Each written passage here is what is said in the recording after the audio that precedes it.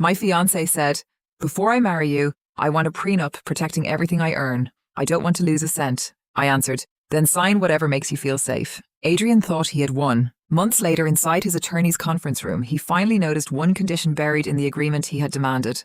The confidence disappeared from his face so quickly that even his lawyer stopped speaking. "My name is Evelyn Carter. I'm 34 years old, and 6 months ago, the man I planned to marry made it clear that he saw me as a financial risk long before he saw me as his future wife." Adrian Cole and I had been together for 2 years and engaged for 4 months when he first brought up the prenup. We met at a mutual friend's wedding.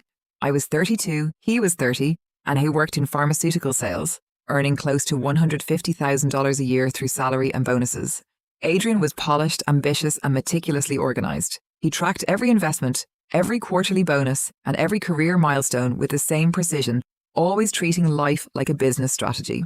At first, I admired that discipline. Only later did I realize he measured success and people far more often than he admitted. I worked as a software architect, earning around $140,000 a year. It was a solid career, but hardly the kind that impressed people at dinner parties. Whenever someone asked what I did, Adrian usually answered before I had the chance. "She works in tech," he would say with an approving smile. "Very reliable industry." Reliable. That was always his description of me. Never innovative, never ambitious.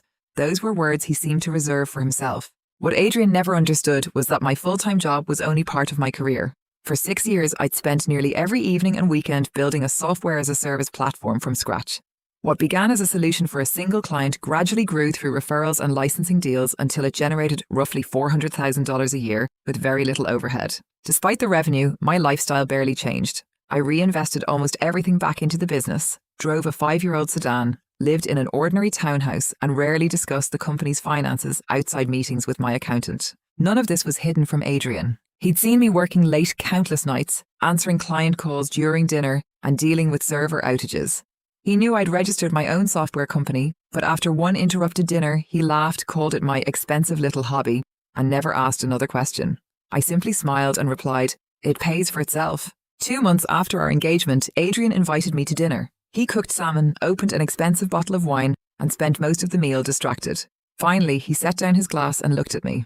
"I've been thinking about marriage," he said. "More specifically, what happens financially if it doesn't work?" The warmth disappeared from the room. "We haven't even chosen a wedding venue yet." "This isn't about the wedding." "I know," I replied. "That's exactly why it worries me." He held my gaze before saying the words he'd clearly rehearsed. "I want a prenup. Before I marry you, I want legal protection for everything I own and everything I'll earn. I don't want to lose a cent if we ever divorce." I stared at him. "You're preparing for the end of our marriage before it even begins?" "I'm being realistic. About marriage or about me? I've watched too many people lose everything because they trusted the wrong person. And you think I could be that person?" He leaned back with visible frustration. "Why are you making this emotional? It's just smart financial planning. What's mine stays mine. What's yours stays yours. No alimony, no claims against investments, retirement accounts, or future income." "It doesn't sound like financial planning," I said quietly. "It sounds like you need protection from me." Love and financial protection are two different things. I looked across the table at the man I planned to marry and realized he'd already imagined me as the person who might one day take what was his. Then came the ultimatum. "If you won't sign a prenup, I can't marry you. That's non-negotiable." Silence settled between us. Adrian mistook it for resistance, but by the time he opened his mouth again, I'd already made my decision. "Fine," I said. "Have your lawyer draft it." His expression changed instantly. "You're agreeing. If separate finances make you feel safe, we'll keep everything separate. Your money stays yours, mine stays mine." Relief washed across his face. He reached for my hand and smiled. "I knew you'd understand." "Maybe," I replied. "It's the way you're asking that's the problem. I'm not accusing you of anything." "No," I said. "You just made marrying me conditional on protecting yourself from me." He had no answer. Deep down, I already understood what he believed. He was certain he'd always earn more, always have more to lose, and that the prenup would shield his future while limiting mine. A week later, his attorney emailed the first draft. The draft was 20 pages of dense legal language designed to keep our finances almost completely separate. Premarital assets, income earned during the marriage, retirement accounts, investments, business interests, and separately titled property would all remain with their original owner. There would be no alimony and no compensation for supporting the other person's career. I forwarded it to my attorney, Thomas Reed, who had handled my company's legal work for years. He called the next morning. This is aggressive, Evelyn. Financially, he wants this marriage to function like two unrelated people sharing a house. I know. And you're comfortable signing it? Yes, with two additions. Thomas listened while I explained them. First, any business or investment owned before or created during the marriage would remain the exclusive property of the person who built it, including all future income, appreciation, and equity. Second, either party could challenge the agreement if the other deliberately concealed or misrepresented significant assets. You're protecting the software company, he said. I'm protecting both of us. If we're asking for complete financial separation, honesty has to be part of the deal. Thomas agreed, but raised one concern. Does Adrian know what your company is worth? He knows I own it. He's never asked what it earns. Ownership isn't the same as valuation. Then list the company in the assets schedule. If his attorney wants a valuation, they can request one. They never did. 2 days later, Adrian texted me. My lawyer says your changes are fine. We can sign next Thursday. He never asked what had been added, why I wanted those clauses, or whether the company should be valued. Seeing my attorney's revisions, he simply assumed they were routine compromises. The following Thursday, we met with both attorneys. Adrian initialed every page without reading carefully, smiled when we reached the signature page and said, "This doesn't change how I feel about you." "It doesn't," I replied. "It just puts those feelings into legal language." His smile faded for a moment before he signed. I signed beneath him, and Adrian walked out believing he'd secured everything he would ever earn without realizing I'd quietly protected something far more valuable. 4 months later, we were married at a vineyard outside the city. Adrian planned nearly every detail, from the flowers and string quartet to the menu and decor, because he wanted the wedding to impress the executives, doctors, and colleagues he had invited from work. Watching him greet guests, it felt less like a wedding reception than a networking event. During the photo session, he leaned toward me and smiled. "Everyone keeps saying this is the most beautiful wedding they've ever attended. I'm glad you're happy. Aren't you?" "I married you," I answered.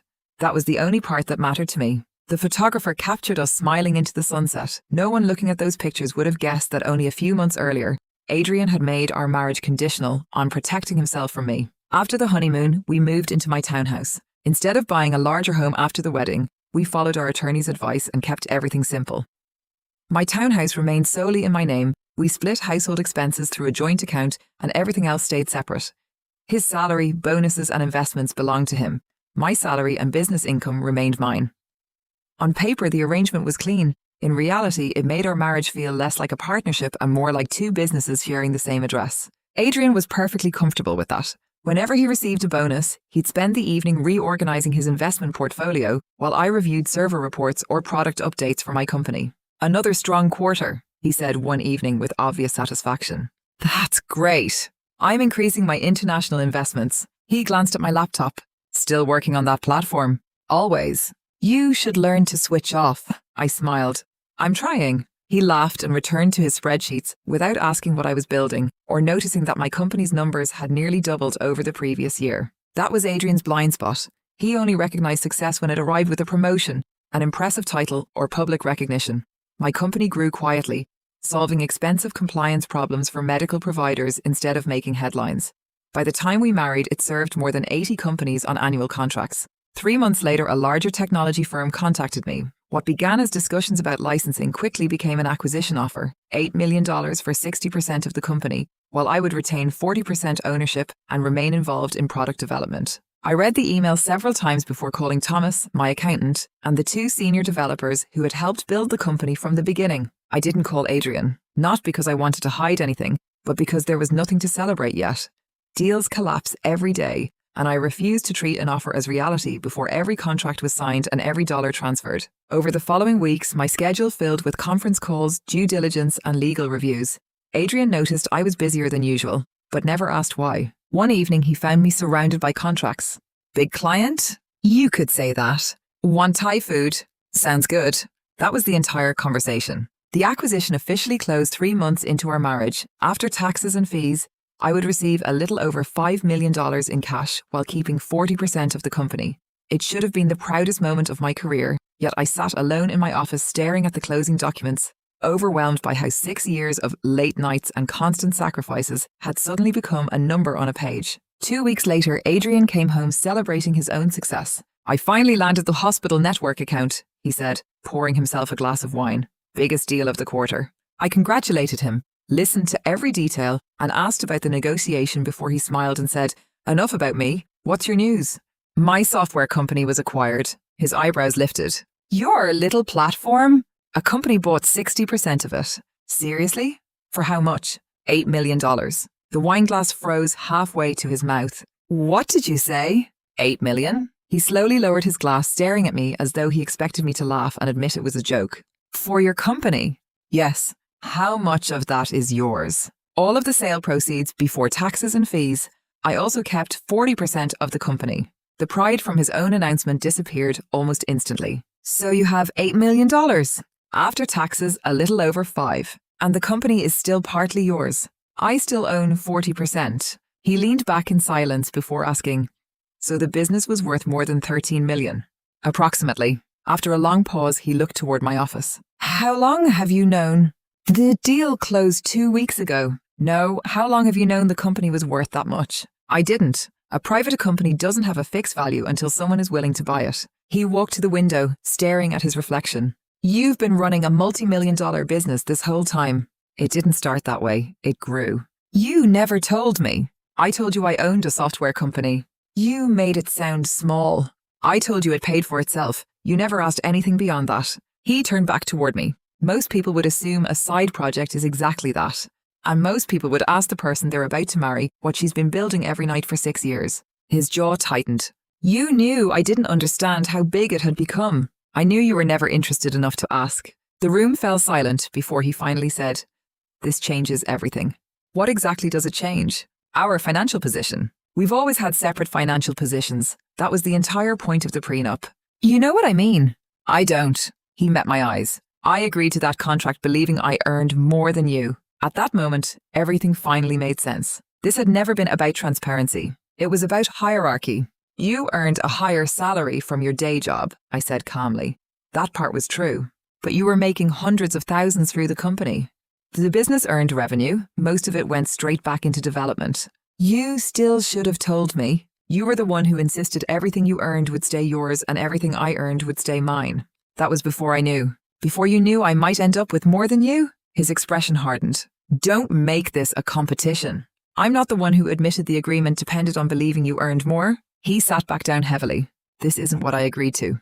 Actually, it is. You wanted every future salary, investment, business interest, and appreciation protected. My attorney added a clause covering business ownership, your attorney approved it, and you signed every page. I never imagined your company would be worth millions. Neither did I. But you knew it had potential. So does every business owner. He looked down at the table without answering. I waited for him to ask how the deal happened, what it had taken to build the company, or whether I was proud of finally reaching that moment. Instead, he asked the only question that seemed to matter. So, I have no claim to any of it. I held his gaze. No. The single word settled over the room, and I realized his biggest disappointment wasn't discovering how successful I'd become. It was discovering that my success was legally beyond his reach. We finished dinner in silence. That night he lay beside me facing the opposite wall while I stared at the ceiling, listening to the distance between us grow. Just before falling asleep, he finally spoke. We need to review the prenup. I turned toward him. You mean the prenup you insisted on? He never answered. That conversation should have ended over dinner, but instead it became the beginning of the end. Over the next week, Adrian returned to the acquisition almost every day. No matter how the conversation started, it always circled back to the same complaint. You should have told me. One morning he stood beside the kitchen island while I poured coffee. I barely slept. I keep thinking about your company. It didn't become valuable overnight, I said. I know. No, you don't. I met his eyes. You watched me work late for 6 years. You saw the weekends I gave up, the holidays interrupted by customer calls, and the nights I spent fixing software. You witnessed all of it, but you never once asked what I was building. He lowered his eyes. I guess I never realized. I know. That realization hurt more than I expected. I didn't need admiration. I wanted curiosity. I wanted the man I married to care enough to ask why I willingly sacrificed so much of my life.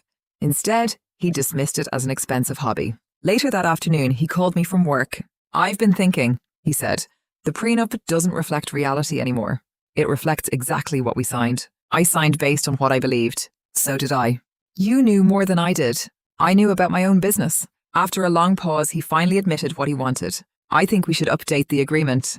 Why? So it's fair. I couldn't hide my disbelief. It was fair when you thought you had more money. That's different.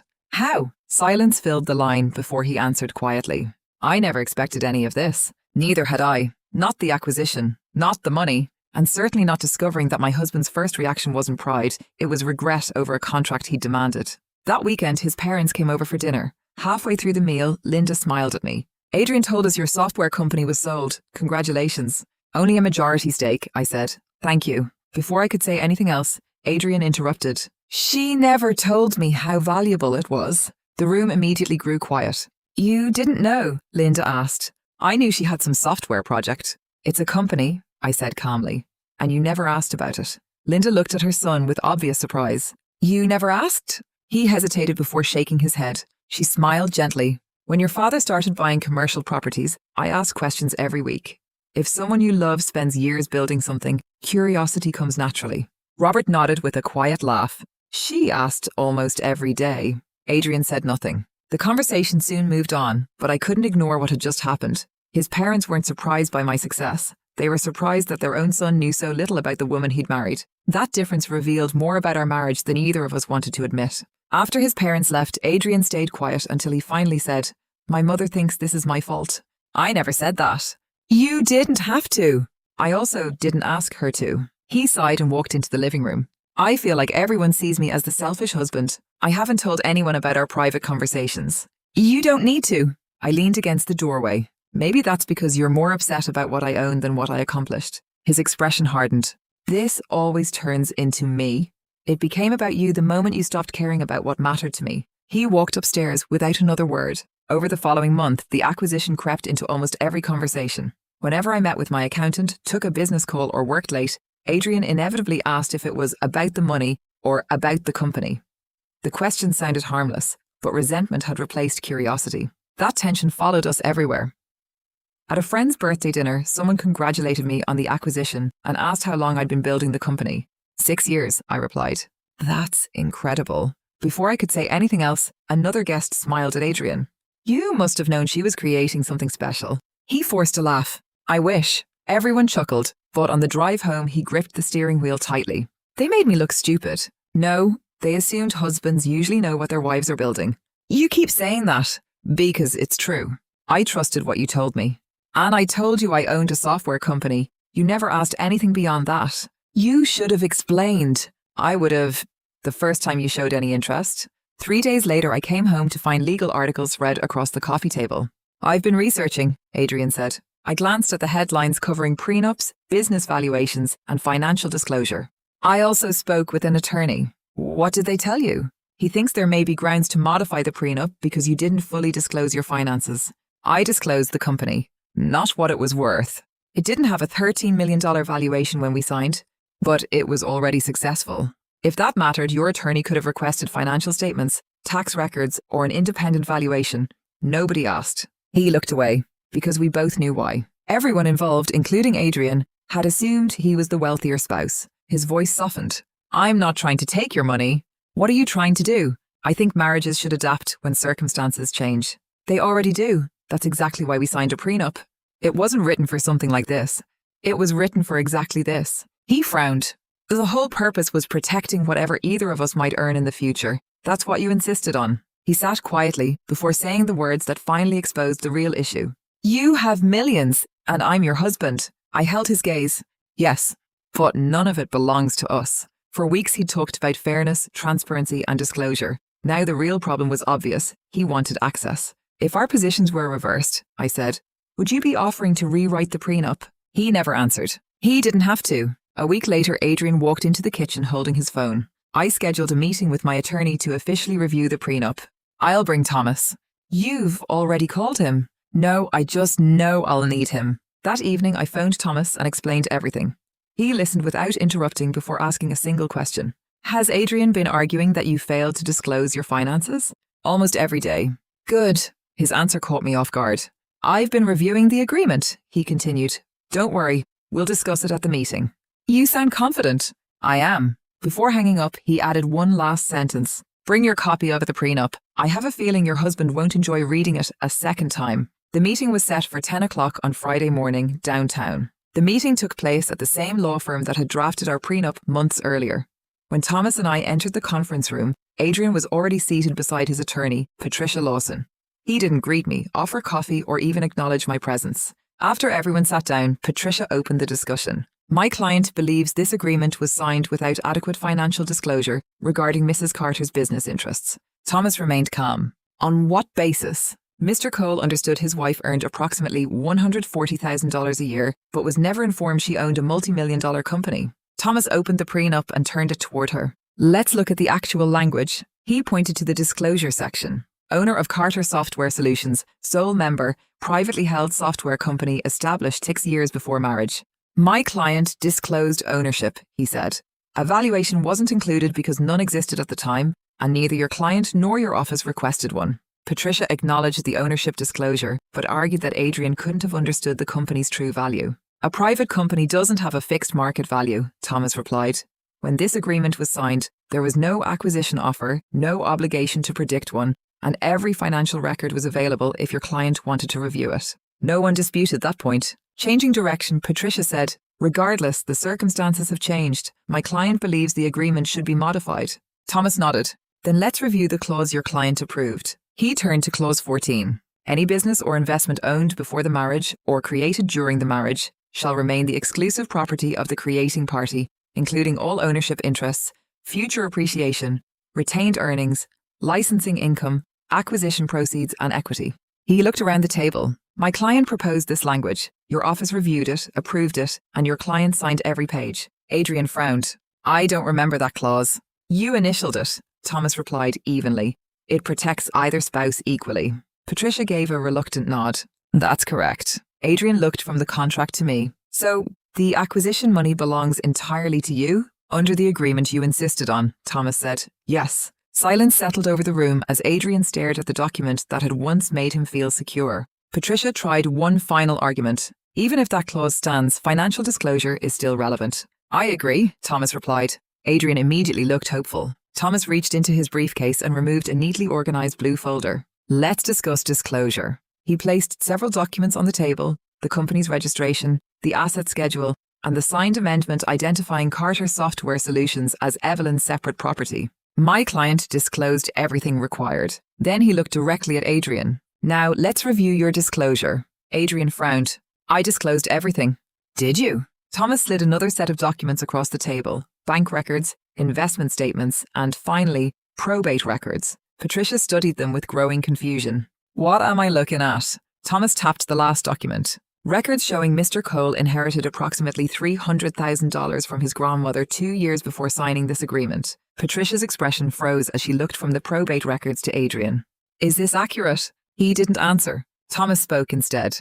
The inheritance remained invested under Mr. Cole's previous legal name, which is why it never appeared in the financial disclosures. Patricia scanned the documents again. I don't remember seeing any of this. You didn't, Thomas replied evenly, because it wasn't disclosed. Adrian finally broke his silence. It wasn't relevant. Thomas met his eyes. Interesting. A few minutes ago, your entire argument was that incomplete financial disclosure invalidates informed consent. The room fell silent. My client disclosed ownership of her company, Thomas continued. Your client failed to disclose a $300,000 inheritance. It's separate property, Adrian insisted. So is Evelyn's company. Thomas opened the agreement and pointed to clause 16. If either party intentionally conceals or materially misrepresents premarital assets, the agreement may be declared void at the request of the non-breaching party. Patricia read the clause herself before quietly closing the contract. Only then did Adrian realize the problem. The same provision he hoped would invalidate the prenup also applied to him. If your client wishes to challenge this agreement, Thomas said calmly, my client is fully prepared.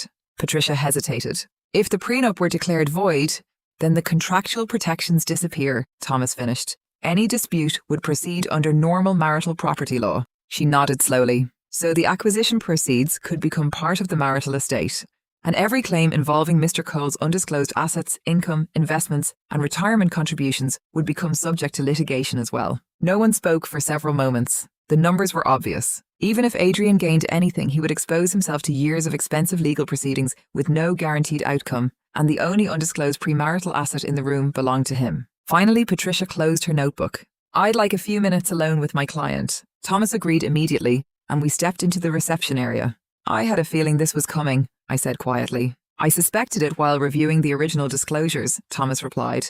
I just needed to confirm it. Through the frosted glass, I could see Adrian gesturing while Patricia remained perfectly still. "They're arguing," I whispered. Thomas shook his head.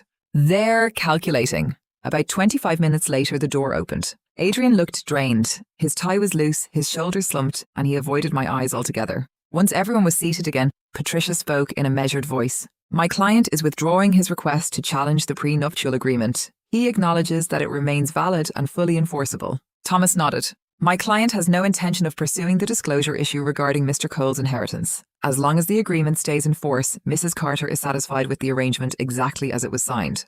Adrian looked up one last time. "So, that's it?" Thomas closed his folder. "That's exactly the outcome your client requested before the marriage." Less than 2 minutes later, the meeting was over. Outside the law office, Adrian walked straight toward the parking garage without waiting for me. I watched him disappear before getting into my own car, where I sat for nearly 20 minutes without starting the engine. I should have felt victorious after the meeting. Instead, I felt exhausted. Somewhere along the way, the man sitting across that conference table had stopped feeling like my husband and started feeling like the lawyer arguing against me. When I got home, his car was already in the driveway. The house was silent. Adrian sat alone on the living room sofa where we usually spent Friday evenings watching movies. This time there was no television, no music, just the weight of everything that had happened. "You got home quickly," I said. "I took the expressway." "So did I." After a long silence, he finally spoke. "You already knew about the inheritance. It wasn't really a question." "Yes." "Since when?" "Before we signed the prenup." His eyes narrowed. "You investigated me." My attorney verified both parties' financial disclosures before I signed a legal contract. "You could have told me." "I could have." "Why didn't you?" I sat across from him. "Because it wasn't my secret to reveal. It was yours." A bitter laugh escaped him. "It became your secret today." "No, it only became relevant because you accused me of hiding assets." He stared at the floor for a moment. "So you kept it in reserve." "I left it alone." "If you'd never challenged the prenup, your inheritance would have remained exactly where it had always been, in your own financial records." He looked back at me. "You expect me to believe that?" "I do." After studying my face, he asked quietly, "What if I'd simply forgotten to disclose it?" "You didn't forget. You inherited the money 2 years before we married and invested it afterward." His shoulders slumped. "So you knew everything." "I knew enough to protect myself." He let out a slow breath. "You set a trap." I shook my head. "No. I accepted the rules you insisted on. They only hurt you because you believed they'd only ever protect you." He walked into the kitchen and filled a glass with water, but never took a sip. "I really thought I was the one who needed protection." "So did I admitted. He frowned. "What does that mean?" "I believed you wanted a prenup because you'd seen difficult divorces, not because you thought your income was worth protecting more than mine." He looked out the window. "My uncle lost half of everything. My aunt did too. I promised myself that would never happen. And I respected that. What I couldn't accept was hearing you say you wouldn't marry me without legal protection." He lowered his eyes. I never realized how that sounded. That evening we ate leftovers in silence until Adrian finally asked, "If I'd congratulated you first, before mentioning the prenup, would things be different?" I considered the question for a long moment. "I honestly don't know. The money wasn't what changed me. It was realizing that the first thing my husband asked after hearing about the biggest achievement of my life wasn't how I'd done it or whether I was happy. It was, so I have no claim to any of it." I never forgot that sentence. Life settled into an uneasy routine. We went to work, paid bills, and shared the same house, but something essential had disappeared. Adrian stopped asking about my company altogether. It wasn't respect, it was avoidance. One evening, I found him sitting alone on the patio. "I've been wondering whether I ever really knew you," he admitted. "You did. I knew your routines, your favorite coffee, which side of the bed you sleep on." He gave a tired smile before looking away. "But I never understood the biggest part of your life." "You could have," I said quietly. "I would have told you if you'd asked." After a long silence, he asked, "Do you think we're going to be okay?" I couldn't answer. The money only exposed what had already been there. He assumed I earned less, needed him more, and that the prenup would only ever protect him. In one afternoon, every one of those assumptions collapsed. A few days later, he appeared in my office holding the prenup. I actually read every page this time.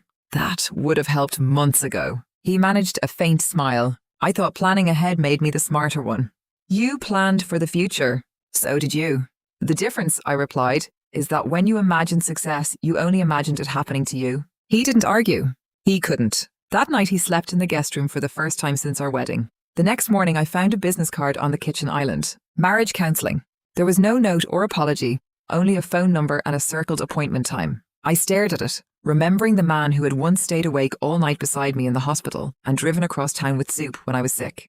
That version of Adrian had existed. I just didn't know whether he still did. When he came downstairs, he saw the card in my hand. I don't want us to give up without trying. I haven't given up, I said. I just don't know what we're trying to save anymore. For the first time in weeks, he accepted my words without defending himself. We started counselling the following Thursday. Dr. Melissa Grant spent most of the first session talking about how we met, the life we'd built together, and the routines that once made us happy before asking a single question. When did each of you first feel emotionally unsafe in this marriage? Adrian answered first. The night Evelyn told me about the acquisition, I realised there was a huge part of her life I never understood. When it was my turn, I said, the night Adrian told me he wouldn't marry me without a prenup. Dr. Grant looked at both of us for a moment before saying quietly, so neither of you felt betrayed by the money. We both looked at her. You felt betrayed by what the money represented. Over the next month, we attended several more sessions. Some helped, others ended in silence. But one question stayed with both of us. If Evelyn's company had failed instead of succeeding, Dr. Grant asked Adrian, would you still believe she should have disclosed every financial detail before signing the prenup? Adrian answered almost immediately, probably not.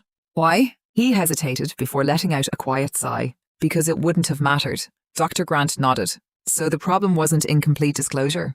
It was the outcome. For the first time, Adrian heard his own reasoning out loud, and judging by his expression, he didn't like what it revealed. Life gradually became quieter. The arguments disappeared, but so did the easy comfort we once shared. Every conversation felt measured, as if we were both trying not to reopen an old wound. A few weeks later, I accepted an invitation to speak at a technology conference about building my software company.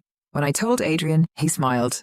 I'm proud of you. I believed he meant it. The painful part was realizing those were the words I'd needed months earlier, when I first told him about the acquisition. Not long afterward, we had dinner with his parents. As Robert cleared the dishes, Linda asked us to stay. I know this hasn't been easy, she said before turning to Adrian. When your father started his business, I supported him for years before anyone else believed it would succeed. Linda smiled briefly, then looked back at her son. The money never made me proud, the work did. I hope one day you understand the difference. Neither of us spoke on the drive home. 2 months passed. We kept going to work, sharing meals and attending counselling, but something between us never returned. One Saturday, Adrian wandered into my office and picked up the framed acquisition certificate that still leaned against the wall. I've never really looked at this. Oh, never wanted to. He studied it quietly. I spent weeks believing the acquisition changed everything. It didn't. He shook his head. What changed everything was realizing I cared more about protecting myself than celebrating you. After a long silence, he asked, if the acquisition had never happened, would we still be happy? I answered honestly, no. He looked surprised. Our problems had existed long before the acquisition. He nodded slowly. I think you're right. 3 weeks later, Adrian came home carrying a thin envelope. I met with Patricia. I know. She called Thomas. He gave a tired smile before sliding the envelope toward me. I had divorce papers prepared. I never signed them. Why? He looked around the room before answering. Because I finally realized I wasn't angry about the prenup. I was embarrassed. I stayed quiet. I spent our engagement assuming I'd become the more successful spouse, when that didn't happen. He laughed at himself. I wanted the rules to change. For the first time, I said, you're being honest. We spent nearly 3 hours talking about everything we'd avoided for months, our fears, our pride, and the assumptions that had quietly shaped our marriage. By the end of the night, we reached the same conclusion. Neither of us wanted to keep living in a marriage where every difficult conversation required lawyers. The following week, sitting at our own kitchen table, we agreed to divorce peacefully under the terms of the prenup. There would be no legal battle, no fight over my company or his investments. We would each leave with what we had built. Ironically, the agreement Adrian once demanded out of fear became the reason our divorce remained respectful. 4 months later, the judge finalized everything in less than 15 minutes. Outside the courthouse, Adrian stopped beside my car. I owe you an apology. I waited. When you told me about the acquisition, I should have hugged you and told you I was proud of you. I'm sorry. I believe you, I said quietly. He nodded. I hope the next person who hears about your success celebrates it immediately. I held his gaze for a moment. I hope someday you become that person. Then we walked towards a separate parking lots without looking back. People still ask whether I regret signing the prenup. I don't. Looking back, the agreement didn't end my marriage. It forced us to confront problems we'd ignored from the very beginning. Adrian believed financial protection would keep him safe. I believed honesty would. In the end, neither of us lost money. We lost the future we thought we were building together. And the most valuable thing my company ever gave me wasn't the acquisition. It was clarity. because the day Adrian discovered my business was worth millions, I finally discovered what our marriage had been worth all along.